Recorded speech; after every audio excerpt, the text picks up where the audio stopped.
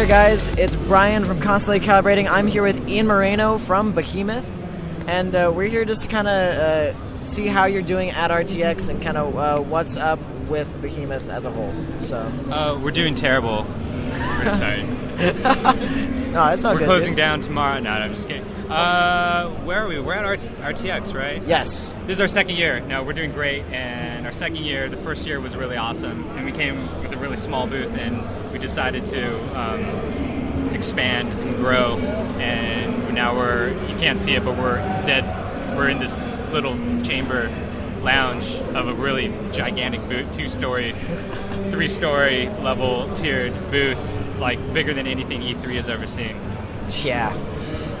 But that's cool, because like one of the things we've kind of heard from a lot of people is that RTX is different as a fan-centered event rather than just like an industry event. Have you seen kind of the crossover from even last year, just kind of how that's impacted you guys? Yeah, it's really interesting because their whole tagline of where gaming meets the internet, and obviously with like the amount of Let's Plays out there and how that ties into what we do, and there's a lot of Battleblock Theater Let's Plays, and we saw that last year where we realized like, oh my gosh, this is such a good fit, why haven't we got to do this now? But it's the weirdest thing this year is talking to people going, yeah, I've seen the Let's Plays, but I've never played it, and it's like, okay, you hear that's common, but then you're hearing it more and more and more, so it kind of goes to show just that cross section of where it is, and this is the cross section. Right. So it's cool to be here, and I think it's like this is a nice place to showcase our style of games, which are very comedy based, and that obviously ties into what people like to watch and have fun with on the internet and Let's Plays and etc. Yeah. Well, and for accessibility, I love that you guys brought arcades, like an arcade style, to these games, because usually they're just I know it's kind of the live or the marketplace kind of stuff where you can get them there and play them with your friends, but to have an actual experience out there like that's cool. How did you guys decide that's what we want to do for this trade show? Oh man, it started a couple years ago. I mean, first and foremost, the arcade style of gameplay is like it's in our DNA with what we do. Everything from Alien, Battleblock, and Castle Crashers and Battleblock, they're all based like kind of harken back to something from the old arcade days. So we thought like in this kind of thing in an expo, it's like what better way to present this game but in the kind of present it in this construct of what originally kind of inspired it. And so a few years back, I think it was at a Comic-Con, we're just sitting behind our booth just like this, talking, and someone says like, yeah, why don't we just build an arcade cab for Castle Crashers? And we're like, and no one can even remember who said it, like who uttered the words. Right. But a month later, we're one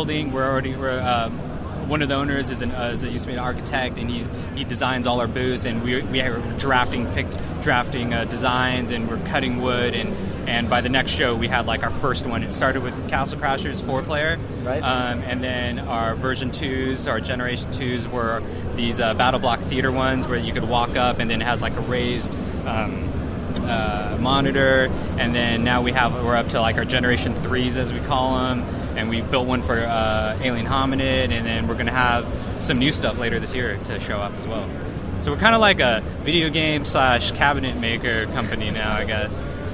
Can you talk to kind of what you guys are entering later this year? Is that kind of going to keep that under the radar? Absolutely not. No, I can say a little bit. So we always codename our next game. Battleblock Theater was Game 3 for a couple of years. So now we're Game 4. I can say that. Yeah. So Game 4, it's a new game. It's a new genre to us. No release date. And we'll have a first playable later this year. And there will be a lot of poop. A lot of poop. You heard it here first. Lots of poop. So speaking of poop, and yes, I know that's a weird transition, but would you say that there's been an oversaturation in the indie market, or just kind of like, what's your take on the indie market in general? Is there a market? Are you trying to get me to talk smack on other games? No, but I want you to be real. Nah, it's well, okay. There was that recent Steam information earlier this year, which was there were more games released on Steam in the first quarter than there were like all of 2013. Right. So, going to what you're saying, there's this massive influx of games like that. That statistic just like blew our minds. We're just like, wow, and there's, I think, for us, it's exciting. Like, we're doing our thing, and we have like this following. We've already generated this following, so it doesn't affect us too much. We're like, we can kind of get some attention, which we're very lucky and very grateful for. But for like all these new stuff, it's exciting because we're kind of have a front row seat to watch this happening. We're at this point now in the history of gaming where it is easy to, the tools are readily accessible. It's easy to create and get something out there that someone can play. I think it was Spielberg had this like old like quote of like, film will never reach its pinnacle until the ability to make a film is as easy as having a pencil and a piece of paper. So, and we're kind of there now with games. Right. It's like you have those tools, Unity or Game Maker, and we can easily make something and get it out there. So now that those tools are out there, there's people who have like these great ideas and the drive who can now get it done and get it out there. So I think we're just going to see a lot of cool stuff. Now, like you said, is there an oversaturation?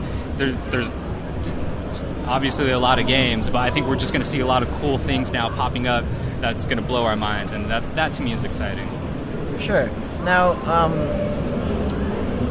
seeing that you guys are now at a different level, maybe not a high level, but a different level than maybe some of these smaller studios, have you guys thought about taking a turn into helping publish, kind of like Devolver Digital does for their games, and so you guys kind of maybe farm out and bring up some new people? Yeah, absolutely. So we actually have this thing.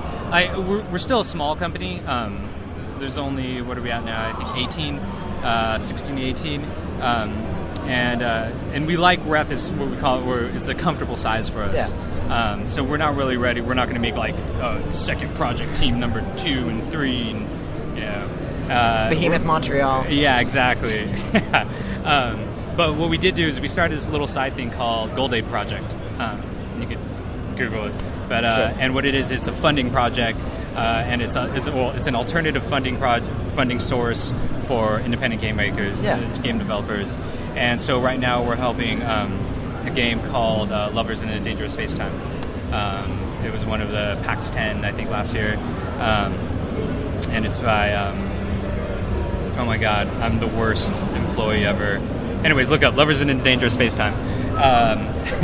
And so what it is we're helping them fund them and so they can develop or get their game out. Yeah. But there's no like hidden attachments like we own a piece of this. It's just purely us like being like a video game philanthropy or whatever you want to call it, and just helping other people with their vision and getting to that point with no strings attached. And I think that's kind of what the industry needs, just because you want it to be by gamers for gamers. Because I'm assuming you game, or you're avid gamer when you're not here at these shows or working on the next title. Yeah, absolutely. And that's the thing. It's we just want to help, like you said, by gamers for gamers, and it's a bummer if someone just has a monetary hurdle just to get something onto a console, where that's where the game should be experienced. So we want to be able to play these things ourselves on consoles, or on whatever, just out there, and be able to share it with our friends. So we're here to help. Fantastic.